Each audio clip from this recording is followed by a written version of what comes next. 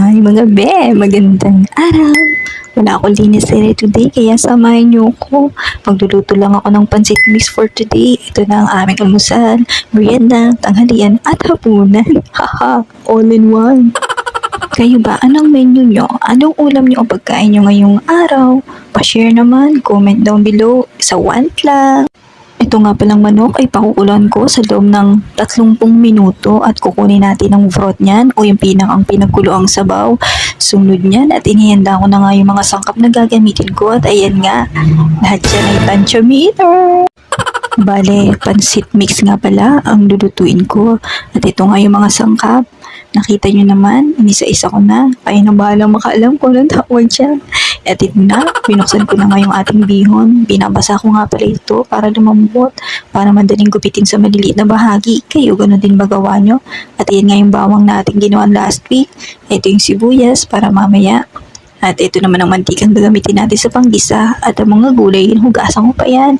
At ayan nga, nilagay ko na to sa sink para hugasan.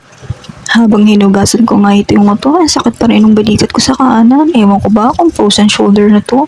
Parang 2 linggo na yata to. Pero today lang, kailangan para sa ekonomiya. Ayan na nga, hinugasan ko na nga mabilisan itong mga sangkap na gulay na gagamitin ko. Tihiwain ko pa yan. At ito nga, i-drain na natin yung ating manok. Tatanggalin natin sa sabaw. Ibubukod natin yung broth para mamaya later.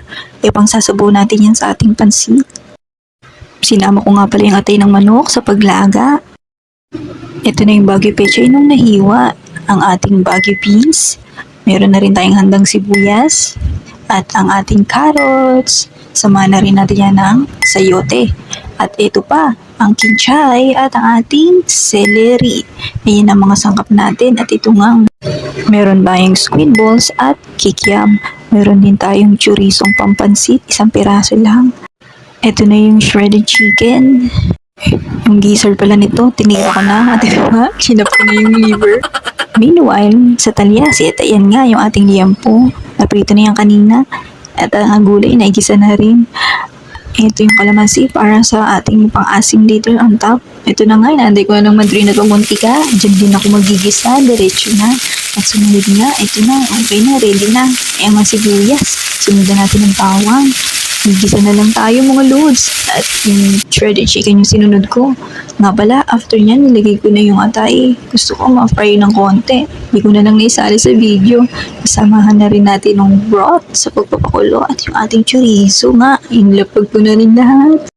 Mekos na yan, insan. Drop nga pala natin sa ating sabaw ang ating 2 broth. Isang pork at beef broth. Tag-isang klase lang. Kukulayin ko tong sabaw na to sa loob ng 20 to 25 minutes. Lagyan ko din nga pala to ng 1 kutsara ng asukal.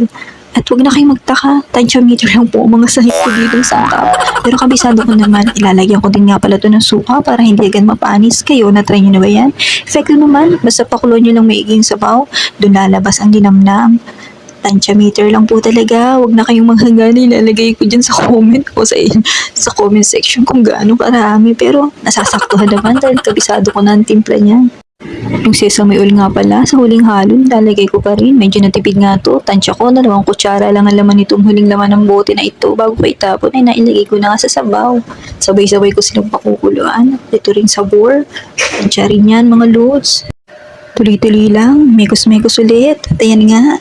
Hintayin natin itong kumulo. Dinagdagan ko nga pala ng tubig at baka medyo maalat. Mauubas naman yan kapag steam na. At iyan nga, mag-aantay lang tayo ng 25 minutes bago natin ihulog yung ating bihon. Makatapos yan, lumipas yung oras na yun. At ito na nga, ilalagay na natin yung bihon. Maghahalo-halo na tayo ng lahat at mabilisan na lang yung mga yan. Makikita nyo naman. At ayan nga yung gulay, yung ating Baguio pechay. Sunod ko dyan, inilagay yung ginisang gulay natin. Sabay-sabay na sila hanggang matuyo yung sabaw. At ito nga, ihulog ko na. Ngayon lang nangyari. Ngayon lang dumating. Nahuli Sensya na po sa voice over. Sunod nga, nilagay ko na yung kanton natin na 2 balot. At ayan nga, hindi ko na dinurog. Dudurog naman sa paghalo-halo ko yan at ganyan karaming naging resulta. Sunod nga, ayan, nagmekos-mekos tayo ulit.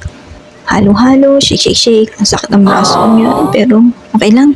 Matatapos din. Natsiyangbahan ko naman. Masarap daw, sabi nila.